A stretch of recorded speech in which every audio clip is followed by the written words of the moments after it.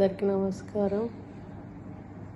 గత వారం రోజులుగా నేను ప్రజల్లో కనపడకపోవడం, అసెంబ్లీకి రాకపోవడం, అందరూ కూడా ఎందుకు రావట్లేదని ఒక సందిగ్ధంలో ఉన్నారు. నాకు హెల్త్ బాగోలేదు, డెంగ్యూ ఫీవర్ వచ్చింది. అందువల్ల నీరసంగా ఉంది, బయటకు రాలేక ఇంట్లోనే రెస్ట్ తీసుకుంటూ ఉన్నాను.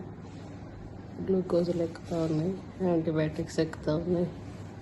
కాబట్టి ప్రజలందరూ అర్థం చేసుకుంటారని ఆశిస్తూ సెలవు తీసుకుంటాను.